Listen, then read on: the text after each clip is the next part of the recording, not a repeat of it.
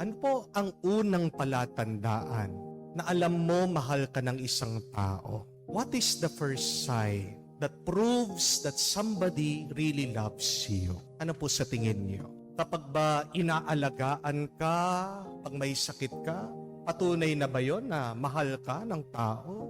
Kapag ba sinusundo ka, hinahatid ka sa trabaho mo, tama na ba sabihin na mahal ka ng taong yon?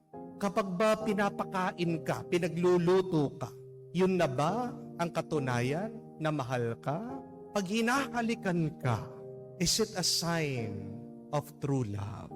Alam niyo po, hindi yan yung mga bagay na magpapatunay na mahal ka ng isang tao. Bakit? Kasi pag may sakit ka, sinong nag-aalaga sa'yo? Yung doktor, yung nurse sa hospital. Pero ibig bang sabihin, mahal ka ng doktor, mahal ka ng nurse? Not necessarily. Hindi po ba? Pag wala kang pera, pinapaalis ka eh. Hindi po ba? Pag wala kang pera, hindi ka papansinin. Hindi ka bibigyan ng oras. Hindi ka gagamutin. Amen? Hindi naman ibig sabihin pag sinusundo ka, hinahatid ka ng tao, mahal ka. Trabaho din yan ng mga namamasada. Di po ba? Pag ba sumakay ka na doon sa jeep, doon sa tricycle, mahal ka nung nagdadrive, nung nagmamaneho? Hindi po. Dahil trabaho nila yon. Amen? Hindi naman ibig sabihin pinagluluto ka, pinapakain ka, mahal ka. Trabaho yan ng mga tagaluto, ng mga cook sa restaurant. Ang kailangan nila sa iyo ay yung bayaran mo sila. Papakainin ka nila kahit na hindi mo sila mahalin at hindi ka nila mahalin, basta't bayaran mo lang sila. Amen? At tandaan niyo po ito, hindi lahat ng humahalik nagmamahal. Sinong nagsabi nun? Si Judas. Amen? Mag-ingat kayo sa mga humahalik sa inyo. Hindi naman lahat ng humahalik sa iyo, mahal ka. Amen?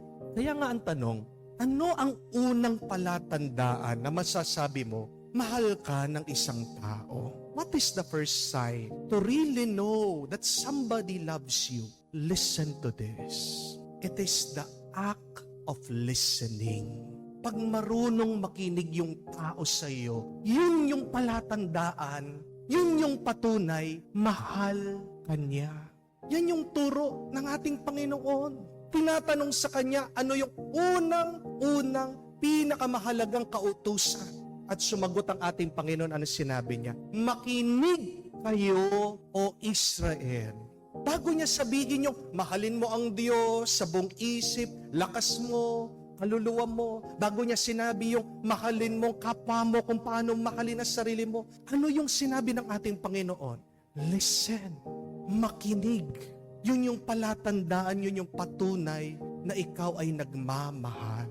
Ang salitang makinig o listen, sa salitang Hebreyo po ay Shema. At napakaganda po ng kahulugan ng Shema para sa mga Hebreyo. Dalawa po ang kahulugan ng Shema. The word, that one word has two meanings. At anong ibig sabihin ng Shema? Listen, makinig. But Shema also means obey, follow. Pag nakikinig ka, dapat agad-agad sumunod ka. Ang problema sa atin, pinaghihiwalay natin yan eh. Hindi pwedeng paghiwalayin ang pakikinig sa pagsunod. Hindi mo pwedeng paghiwalayin yung paggawa dun sa iyong natanggap, sa iyong napakinggan. Pag meron kang narinig, kailangan sundan mo yan sa gawa. At dyan mo pinapatunayan kung talagang mahal mo ang isang tao. Diyan natin mapapatunayan kung talagang mahal natin ang Diyos. Pag naririnig mo yung asawa mo, ang daming kailangan bilhin, kulang ang grocery, ang tataas na ng bilihin, ano pong dapat gawin? Ha? Bigyan mo ng pera. Amen? Ha? Napakinggan mo ba? May sinasabi pero ikaw ano ginagawa? Sa cellphone, nanood ng TV. Ha? May sinabi ka? Nagbibingi-bingian. Di po ba? No? Merong sinasabi. Ano dapat gawin? Pag narinig mo yung nanay mo, ang sakit ng balikat ko, maghapon akong naglalaba, nakakapagod. Ano dapat gawin? Tutulungan mo. Ikaw naman maghugas ng pinggan. Ikaw naman magwalis. Di po ba? Pero ang ginagawa ng bata, pag narinig na, Ma, Alis muna ako. Nagyaya yung barkada ko. May narinig, naiintindihan. Pero tingnan niyo po, malayo dun sa dapat gawin. Hiniwalay yung dapat gawin. Buti pa yung mga aso, no? Buti pa po yung mga alagang aso at pusa ng iba. Pag kumahol, pag nagmiyaw, ay, gutom na. Kukunin, gutom ka na, o yan, kain ka na. Buti pa yung alaga. Hindi mo man maintindihan. As sinasabi lang, aw-aw at saka miyaw-miyaw. Pero alam mo kung anong kailangan. Yung tao sinasabi na nga sa iyo, pautang. Wala akong pera, wala akong pambayad. Sa hospital, wala akong pambili ng gamot. Tulong naman. Maawa ka naman. Pero, nagbibingi-bingian tayo. Amen? Hindi lang yung nagbibingi-bingian tayo, wala pa tayong ginagawa. Meron tayong narinig, wala tayong ginawa. Anong ibig sabihin? Hindi ka nagmamahal. Ano yung mga ayaw mong pakinggan sa iyong pamilya? Ano yung mga bagay na pinagkikibit-balikat mo lang? Kahit din sa ating kaluluwa, dapat matuto tayong makinig.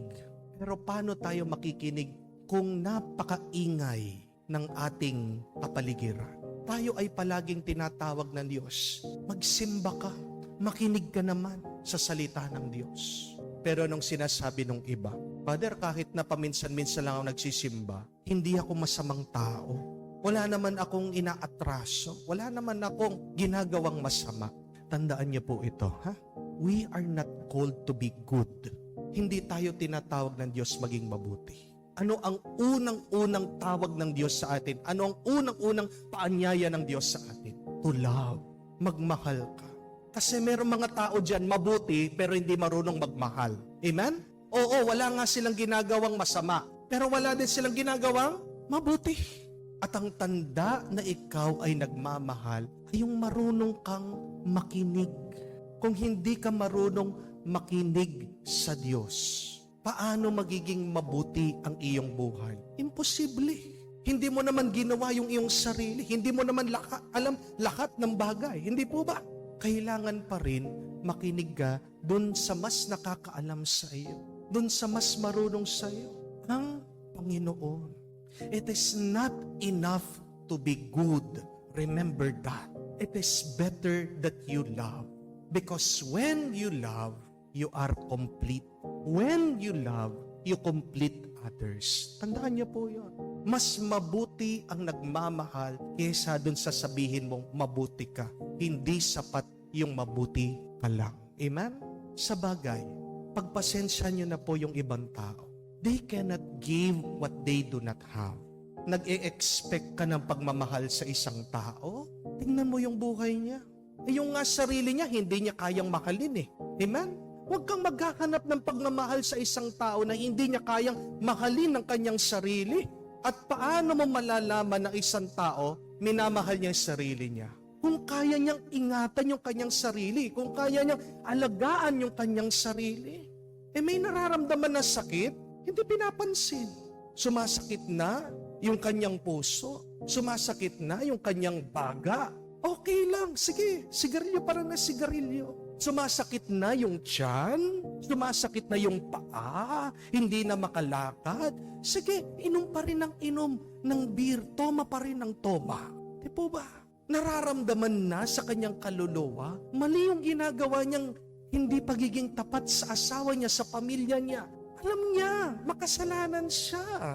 Pero kung alam pa lang niyang mali yung kanyang ginagawa, bakit hindi niya tigilan? Di po ba?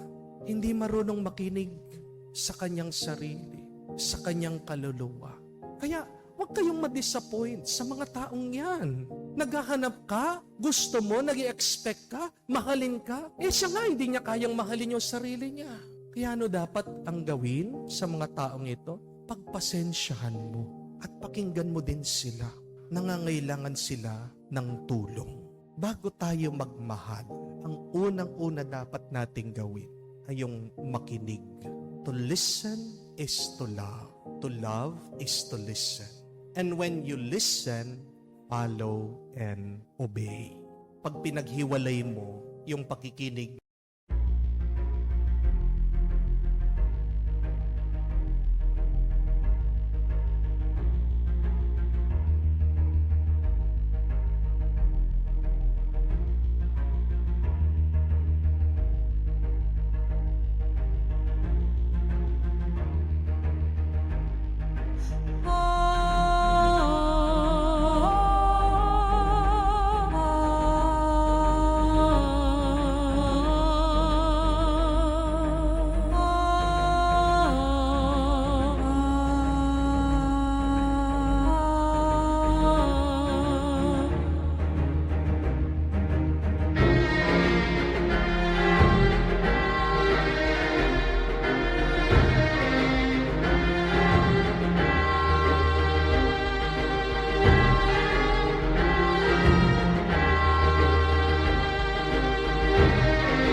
sa pagsunod, magkakaroon ka ng problema.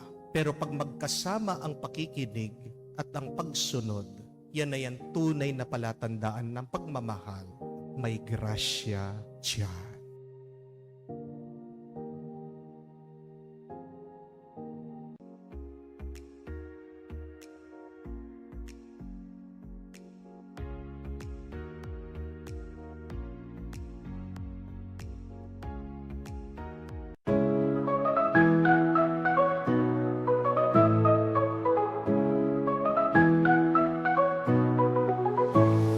In a garden hidden where the flowers fade,